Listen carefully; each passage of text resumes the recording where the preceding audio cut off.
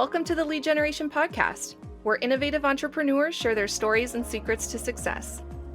It's time to take your digital marketing to the next level with your host, Bob Sparkins.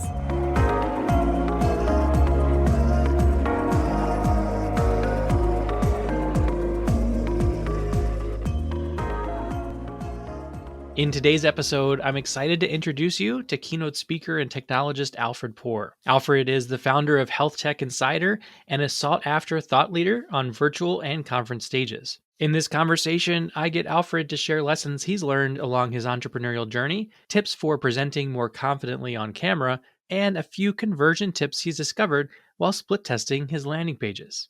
To get this episode's transcripts, links to the resources mentioned, and key takeaways, head over to leadpages.com/podcast. Now, let's dive in. Hey, Alfred, it is so great to connect with you today on the Lead Generation Podcast. Thanks for being here. Oh, it's my pleasure. Thanks so much. So we have a lot of fun stuff that I can't wait to get into, but the first question I would love to ask, by way of introduction, is simply this. What kind of transformation do you provide to the clients that you serve in your business? I'm a professional speaker and I'm a writer and a publisher and a whole bunch of things. But I think the part that's most relevant here is I actually help people become more effective in their online interactions. So Zoom meetings, online presentations, how to become more persuasive, how to become more engaging, how to make more sales, how to spend the time more effectively. We're all going to be using Zoom and online a lot more than we did in the past, even after the pandemic. And I believe that people who are skilled at that now are actually going to have an advantage. That's awesome. And I know that your training is something we're going to talk about a little bit later and all that skill set, but let's rewind just a little bit and give people a little bit more background. So back in the day, you weren't a public speaker. You weren't teaching people how to teach and train. You were a tech journalist for CNET, PC Magazine, other publications. You've done your own publishing. What had you take the leap from doing most of your communication via writing professionally to actually speaking for a living? So I actually started off as a middle school science teacher and discovered that as much as I love teaching, I'm just not cut out for 40-minute segments. I work on a more expanded time scale than that, and discovered writing. But basically, if you look back at my career, my superpower has been my ability to take complex concepts and explain them to people in ways that they can use for practical purposes.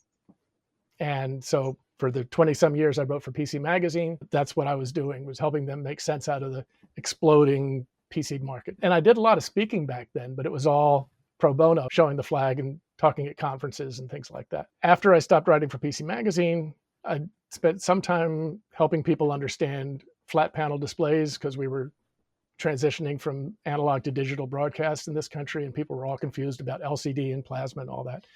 And after that wound down, I started helping people understand wearable technology. And so I actually have a publication, an industry newsletter about wearable and mobile devices for health and medical applications.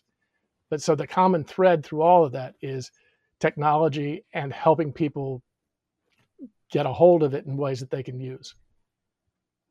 That's awesome. And I love the education background, of course, as I personally also was formerly a teacher. And I think that lends itself well to being a solid marketer of a business because you want to explain things so people get the value from it. You're not just there to dump the information and skedaddle, right? So I think that's really good. And as I was preparing for this chat, I noticed that you have recently hit your 10-year anniversary on your official keynote speaking business. Is there a favorite? And like you mentioned, you've been speaking longer than that, but from a paid, pay me, I show up, I give a talk kind of perspective, happy decade to you. Is there a favorite experience that you've had on stage that maybe was an accidental positive? I know speaking often provides some improvisational opportunities or some other fun thing that was a surprise. Anything like that sticks out in your mind as you look back? I think one of the highlights that I'd have to point out is when I spoke to a digital health conference in Melbourne, Australia. Not only was I the keynote speaker and honorary program chair, but I also was moderator for the event. And so I got to interact with all these really smart people and got a trip to Australia in the bargain. So that was a lot of fun. The other one I think I would have to pick would be the experience I've had working at the Consumer Electronics Show, CES, in Las Vegas, not for the past couple of years, but prior to that, I spoke there almost every year for 5 or 6 years. And not just speaking on stage and moderating discussion groups, but also interviewing the speakers for their on-demand TV studio recordings. So they're all up on YouTube. And again, I love not being the smartest guy in the room. So many bright people with so many great ideas, and I just have such a lot of fun interacting with them. And the same goes for the clients that I work with on this virtual presentation skills concept. Get to meet lots of people with great ideas and great projects that they're working on. Yeah, I imagine that for you, you get to not only learn from them, but you also introduce them to wider audiences that may not have known that they were there in the first place, right? And I'm also a connector at heart. That's one of the main themes through all the stuff that I do is I'm a natural networker, and I love to put people together. So very often I'll be able to say, oh, what you're doing here, you might be interested in the battery technology that this company's developed because it might solve some of those problems you're talking about. Things like that. Yeah. Speaking of that, you and I have a mutual acquaintance, Bruce Brown and his wife, Marge. And I wanted to ask you, first of all, shout out to them. Great to have met them in the past, and they introduced me to you way back in the day from our time in Leland, North Carolina. But you did your PhD in networking. And I'm wondering if there's something about that, besides what we just talked about and having been introduced more than 15 years ago now to each other through an acquaintance. What aspects of networking did you study way back then that you think is still applicable to the way businesses should be operating today? So it's so ironic because when I was writing for PC Magazine and I told people I had a doctorate in networking, but it's not computer networks, they thought that was pretty funny. But now I say I have it, but it's not online social networks. It's old school, original, without computer social networks. And I was coming out of education, and I was curious about why change is so difficult for schools. And there's certainly, to this day, enormous opportunity to improve the education system. And I got very interested in a professor at Yale who had a project that was about ways to get communities, people within the community, to share their resources without spending money. Somebody has a space, they let somebody else use it to promote some kind of event which supports something else, and it's a rising tide that raises all boats kind of thing. So my whole dissertation and study was about that process and how you can help encourage those kinds of connections. I love to tell people this came to me naturally. This is something I've always been interested in. When I graduated from college, it was not a particularly great time to get a teaching job. And other people were sending out dozens and dozens of resumes and query letters. I sent out 2 resumes and got 3 offers. And I did that by networking, by connecting to the job. And then pretty much the resume was confirming what we'd already discussed. Awesome. I love that idea of this mutually beneficial society that essentially you're creating, and you're not doing it for some immediate financial return, which I think a lot of people in 2022, they want to bring people together, but they want to get a cut of the action. And what I'm hearing from what you're saying is you can get a lot of benefit without looking for that short-term gain. Yes, and I think it's actually short-sighted to focus on that short-term gain. You get distracted by that. That I often turn down affiliate arrangements. Just, I'm happy to promote your event, and if you care to promote something for me, that's great. But again, rising tide raises all boats. I'm concerned about the audience. That's my, whether it's in writing, publishing, whatever, they're the ones driving the transaction. And unless I can deliver value to them, it's not worth doing. Very cool. Now, I'm sure that over time, the success of your business has been not a straight line. It's not been this nice curve from the left to the right. Can you pinpoint a particular obstacle that you still look back to as a great pivot point? Might have been a challenge at the time, but there was something about it that you persevered through that you can share? Right from the start, taught for 3 years here in Philadelphia at a private school, and discovered that classroom wasn't for me. Took a year off, started my doctoral program, which led me to a job in Connecticut, working in the school district there, which allowed me the opportunity to put into practice a lot of these theories that I had developed, which was very exciting. And then I saw these computers coming along. I think the IBM PC had just come out, and was beginning to see how they could multiply the efforts of people and in very innovative and productive ways. And I walked away from a essentially tenured speaking teaching position with all the benefits and retirement and all that good stuff, and left to start my own consulting company.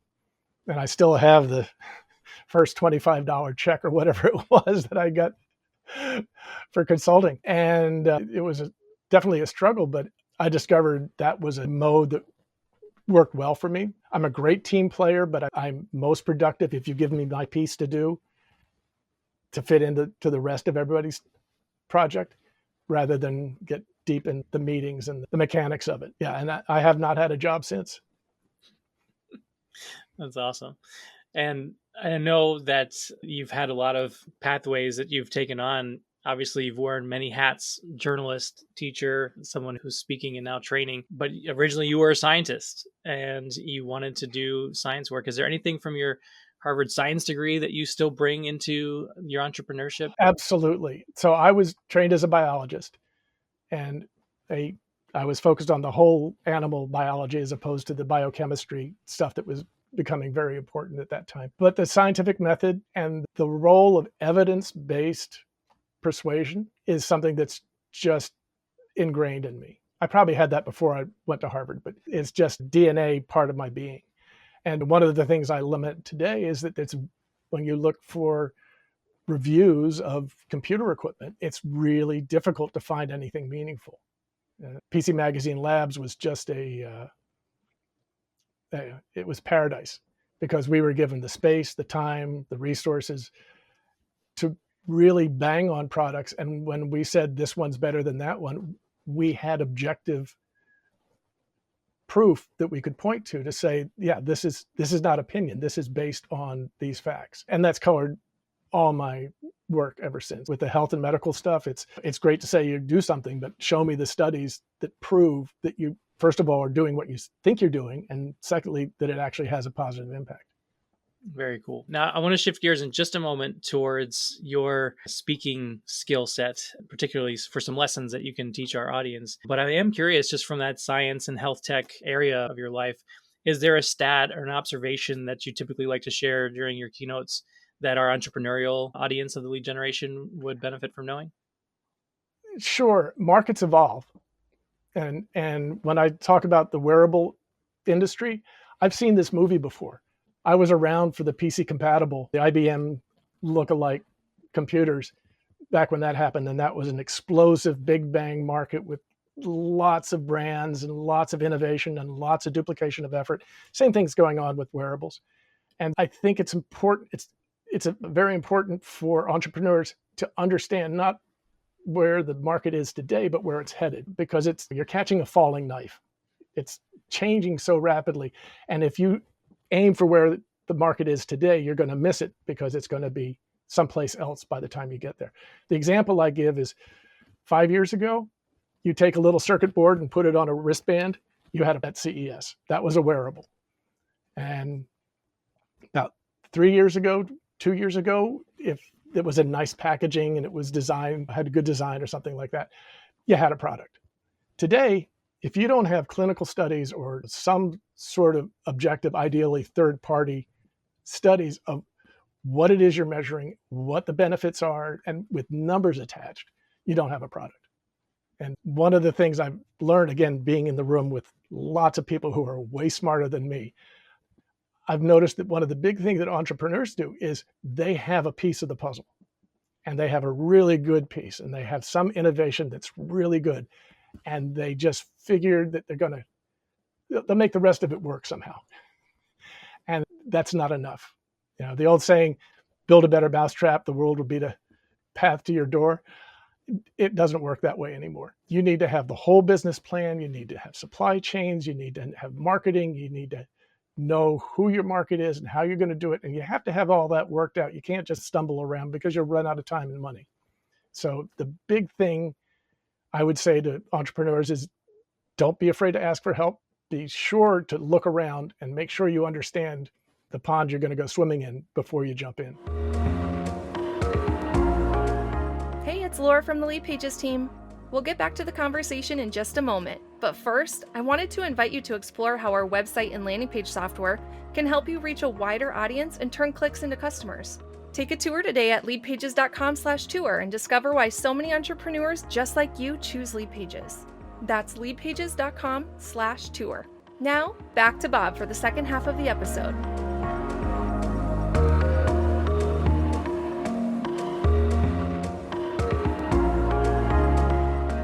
Very valuable so far. I'd love to switch gears now to your zone of entrepreneurial genius that is currently front and center in your life, and that is public speaking and virtual presentations in particular. So, got a couple questions for you around this, but the first is simply, do you find that as you're bringing this to your audience, that there's a misconception that they have around public speaking or virtual presentations that you just constantly want to fix and hammer out of people?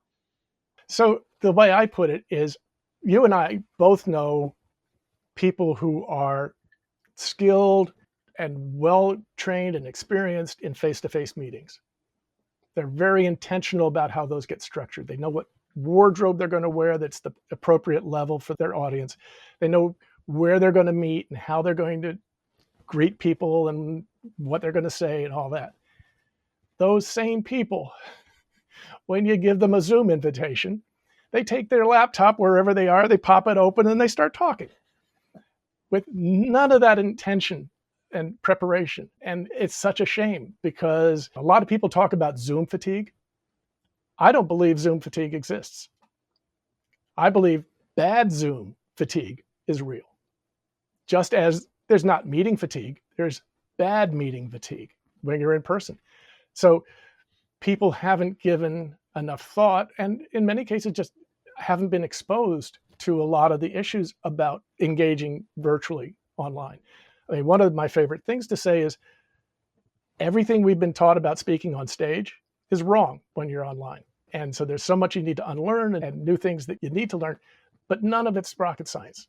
And I like to talk about the 3 I's, that you want to make improvements that are incremental, intentional, and impactful. Pick the ones that are going to have the biggest impact, make small changes, and just build on that. But do that intentionally, not just open up and fire.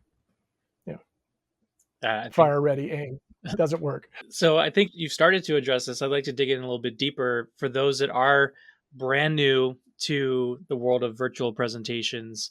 What do they need to get right out of the gate? A lot of people know pieces of it, but then there are other pieces of it that I don't, in interacting with people about this, it's my feeling that a lot of them have never even thought about some of these issues.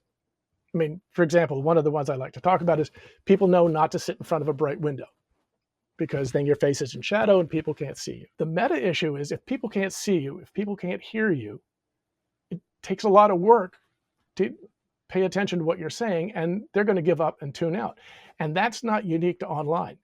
We've both been to conferences where the ballroom sound system was terrible, or the lighting was bad, or the speaker was standing in a shadow or something like that. You give up after a while because you can't understand what they're saying, and you tune out, start checking your email. So it's not unique to online, but it's important, again, to be intentional about things like that. So people know, don't sit in front of a bright window. It can be good to have a bright window in front of you to give you nice even light, but I don't recommend people do that because it's not a professional solution. You can't count on that. When the storm rolls in and the clouds go dark, you've lost your lighting. So for me, it is a better approach to come up with some sort of lighting that you can count on, that you just don't have to think about. You just throw the switch and the lamps or floor lamps or whatever you might be using, they go on and you're going to be good. You don't have to think twice about it. Fantastic. Now, I'm sure there's plenty of members of our audience in the lead generation here who have been doing presentations for a while. They've got the sound good, they have the lighting, and they feel like they are doing the basics and maybe even that intermediate stage. What do you say to them to level it up to that next level? So one of the biggest mistakes that I see people making, and just look at any Brady Bunch Zoom meeting, and you will see that the majority of people are framed like this. A little bit of the neck, maybe a little bit of the shoulders, then the head. Sometimes the head's cut off, but like that. And I was talking with a psychology professor from Stanford who is an expert on this and has done a lot of studying about communication over virtual channels. And he made a really good point. He said, if somebody were speaking to you in person, face to face, and they were this close to you, you're in my space, back off. And it's going to set up this reaction where they're going to want to step away from you, which is exactly the opposite of the reaction that you want from an interaction. So he made the point, which I think is so telling. The more of your torso that's visible in the frame, the more open, engaging, trustworthy you appear. And don't take his word for it or my word for it. Just watch television. Watch the news channels. If anybody's watching news channels these days. On YouTube, of course. The clip's on YouTube. Right. But you'll notice that you will see that they're all framed a little space above their head. And then from the somewhere between the bottom of the rib cage to the belt is the bottom of the frame. And it's much more engaging. It also makes your hand motions visible. And again, it gives you the opportunity to be intentional about it. If you're framed tight, then you have to bring it up here to your face and it just looks funny and your motions don't look natural. If you're framed like this, you can show things and it looks more natural and it's easier. So that's one of them. The second one is, it's related to that, is you need to have your camera at eye level. So you're not looking down on people or having that Barbarina up your nose camera angle. And I've yet to find anybody who that's flattering for. But get the camera up at your eye level, which then creates a whole bunch of other knock-on issues about where your camera is going to be. Pretty much you're going to end up having to use an external webcam because you can't get your camera up there and still be able to use your laptop. And so it's better to have a camera separate so you can place it further away from you and at the right level. And then the next part is then you have to figure out how you're going to be able to keep your eye on the camera and not be looking down at your screen the whole. But yeah, that's the next realm of issues that people need to address. Awesome. And then for those that are doing all those things, what kind of engagement structures do you like to put in place in your presentations to make sure people are still enjoying their time and getting the value from a presentation? I just came across a wonderful site called weand.me. And it's two guys who have made a real study about online engagement. And they've taken a bunch of the things that I have had in mind and taken them a bunch of them a bit further. But one of their sayings is so key. They say connection before content. You need to connect with your audience before they're going to listen to you and be receptive to your content. Now, I, like so many other people, have understood this. And I start my webinars and I say, before we get started, type in the chat box, tell me where you're from. Always interested to hear where everybody's from. And that's fine, but it doesn't go anywhere far enough. So I'm now doing more of that and asking questions, engaging them, asking one of the questions from these guys from We and Me. They have little cards that you can get and you can hold up. This is what is a talent or skill you've always wanted and why? And getting people to go inside themselves and answer that. But it's also, I believe that audiences in person or virtual, they want to be seen, they want to be heard, they want to be acknowledged. And so having this kind of question to engage with before you start pouring stuff into their brain opens the channel and acknowledges that you see them, that they're people, that they're not just an endpoint in a network where you're spewing data. That's amazing.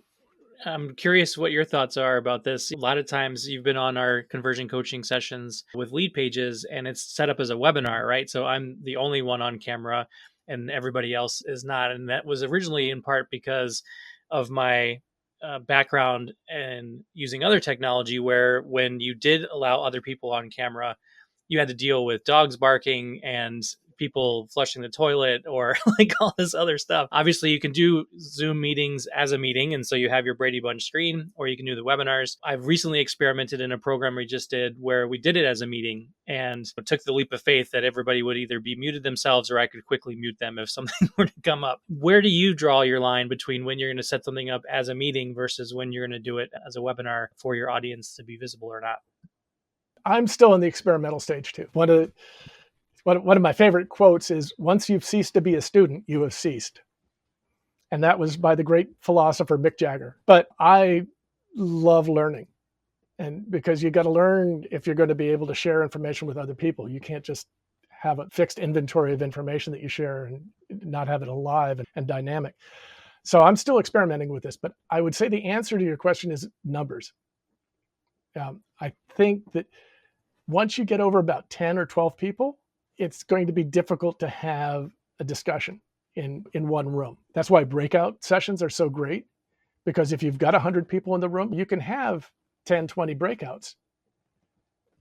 As the instructor, as the teacher, the coach, it's scary to relinquish control of that process for the 10, 15 minutes, whatever it's going to take, to give them enough time to have the exchange that you want. Yeah, you can jump into rooms and check on things and make sure everything's going okay, but you're not going to be the full-fledged participant in any of them.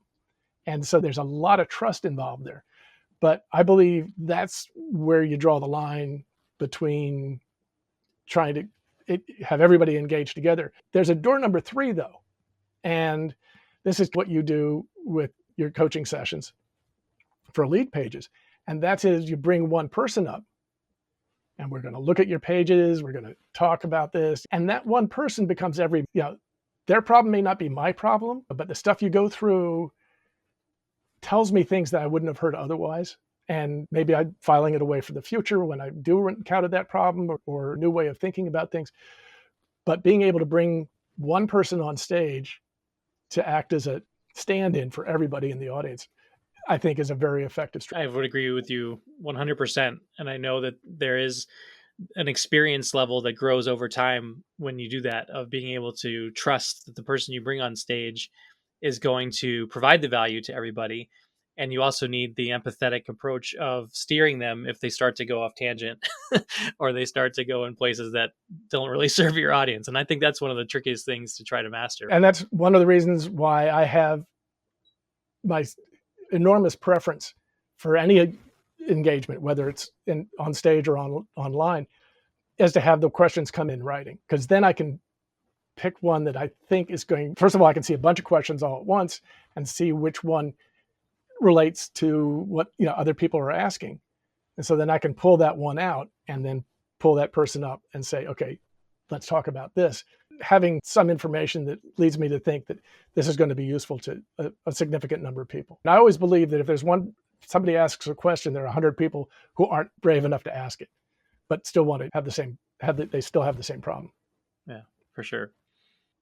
All right. So as we bring this final chapter into this episode, I want to talk just for a minute with you about some of the learnings that you continue to do around your landing pages. And one of the things that I've been excited about following you over the last few years and having you on conversion coaching calls is this elaborate amount of testing that you do. Elaborate may not be the right word, but consistently testing and experimenting with different aspects of your landing pages. So I would hope that you can share maybe a finding or two that you've had and maybe a surprise along the way with your numbers, and just to get an idea of when people are thinking about their own landing pages, whether they're using Leadpages or something else, that they start to think more as a scientist and experimenting with different things. So what are you finding and what has surprised you? So the first thing is, I have to say, one of the things that keeps me in Leadpages is the excellent analytics. I can track stuff in ways that is extremely useful to me.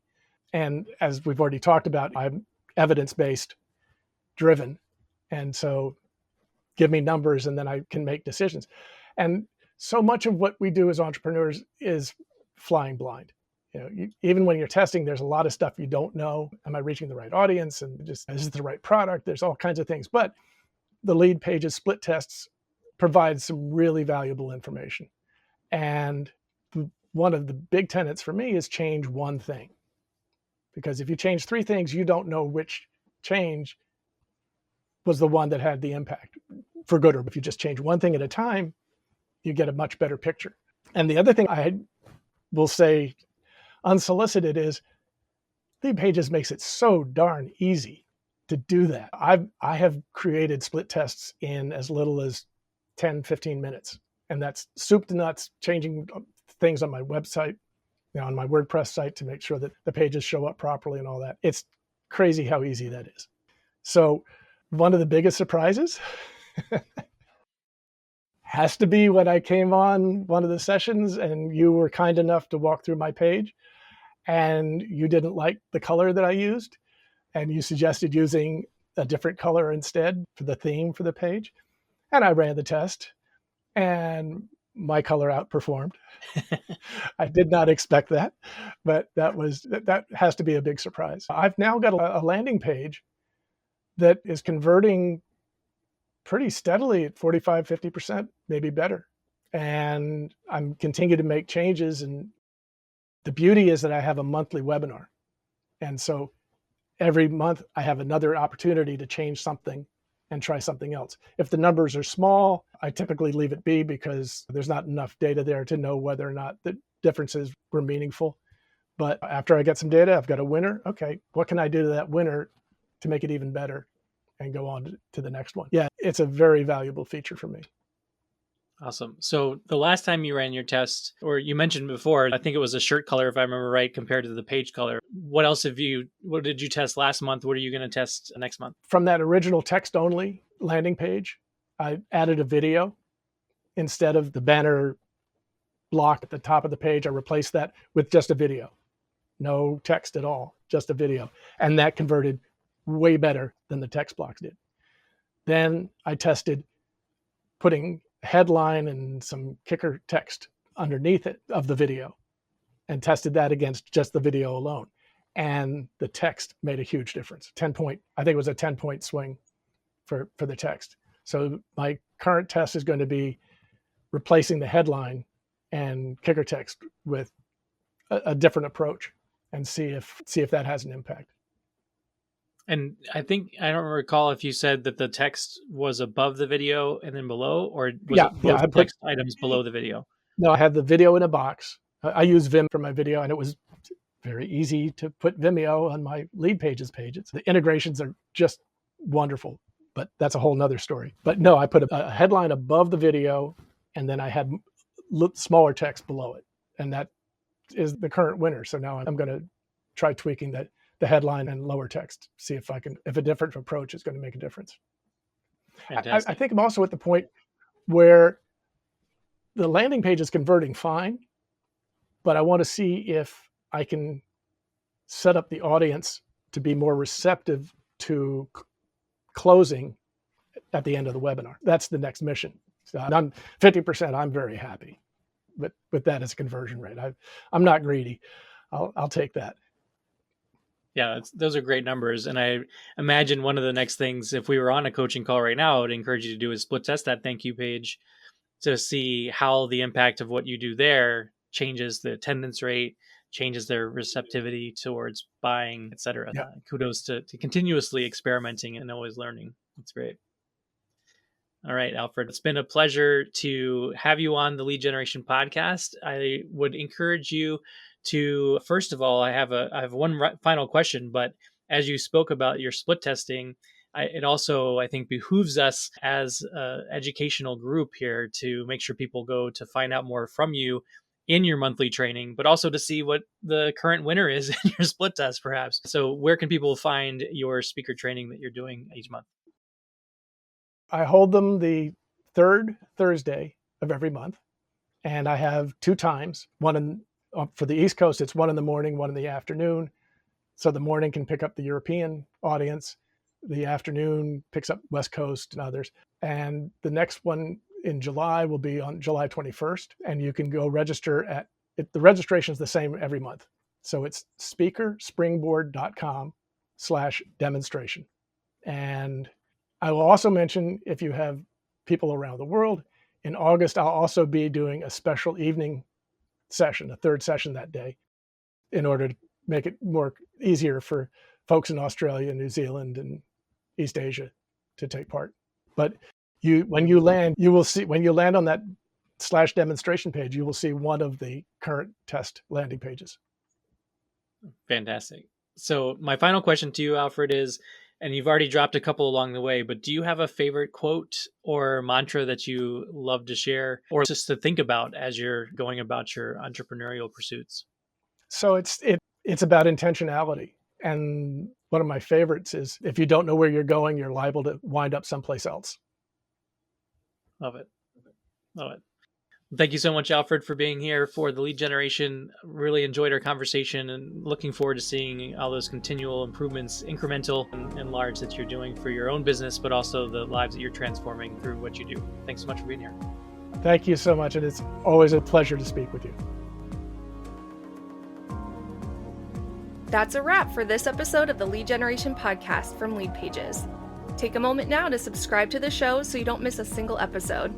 Then head over to leadpages.com/podcast for show notes, bonus resources, and more ways to elevate your business. Thanks for listening.